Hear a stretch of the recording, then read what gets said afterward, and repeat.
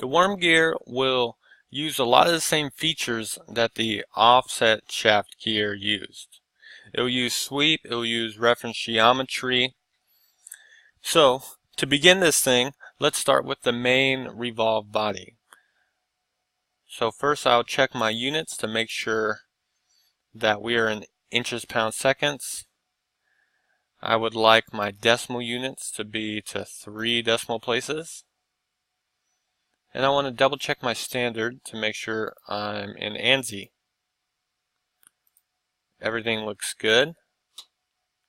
So I'll start sketching on the right plane, and I'll put a center line in because my first feature is going to be a revolve.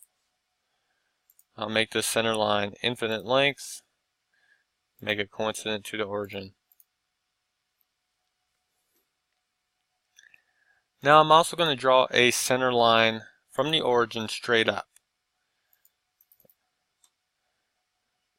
and then use the midpoint line tool, which is in the drop down of line, to draw a line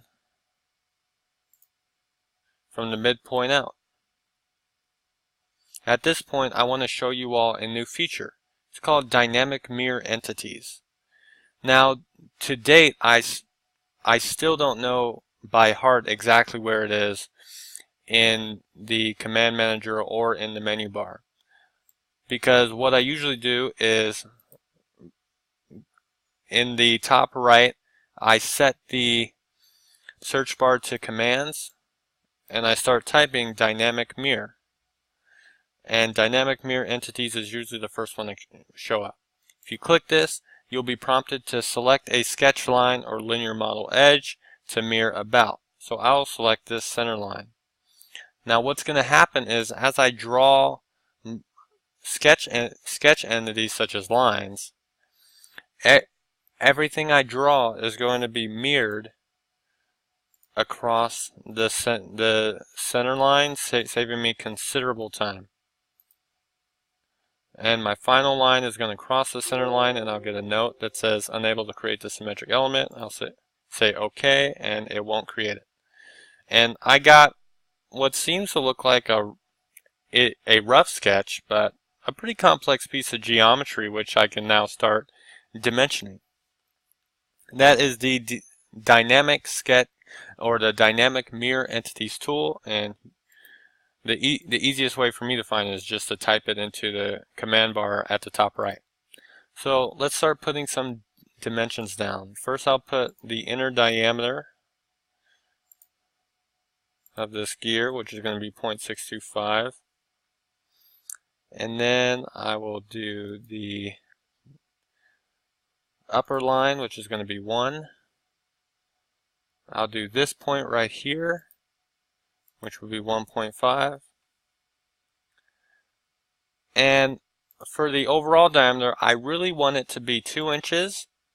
Or sorry, I really want it to be 1.7 inches, but I'm going to set it at 2 for a very specific reason, which will make a lot of sense when we get to starting to make fillets.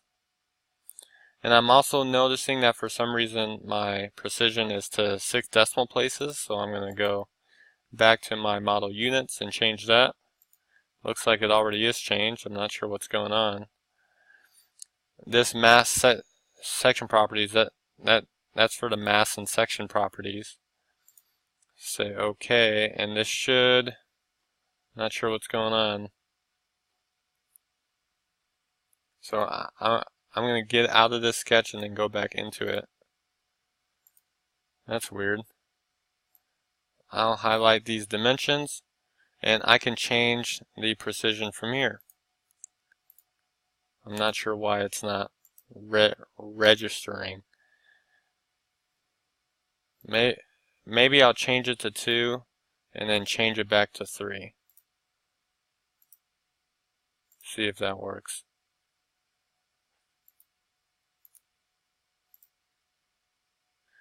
Alright. The next dimension I want to add is I want to make the thickness 1. There we go. I want to make this height right here, the height of this line, I want to make that 0.1. And I want to make this vertical line collinear with the bottom vertical line. I'm almost defined. I need to set the depth of this cutaway here. It's 0.4. And now I am fully defined and I can do my revolve. I'll select my center line and there we go. Now as a separate revolve feature, I'm going to do a groove and set my final diameter. So I'll go back and sketch on the right plane. I'm going to draw a big circle out here in the middle that has a diameter of 0.625.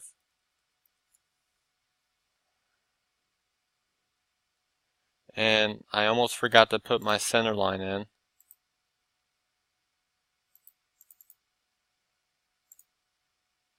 Just infinite length and coincident with the origin.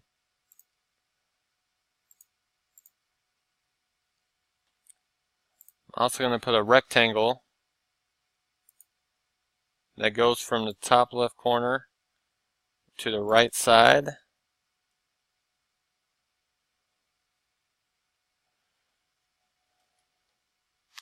And I don't need this one here.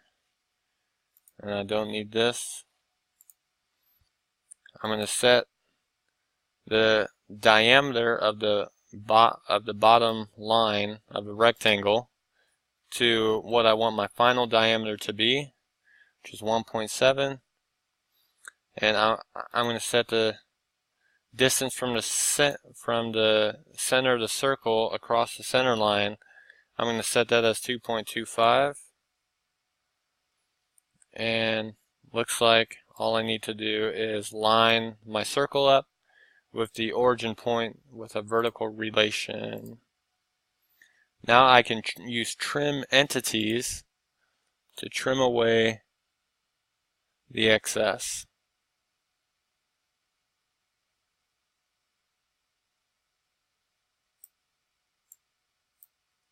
There we go, and I'll do a revolved cut.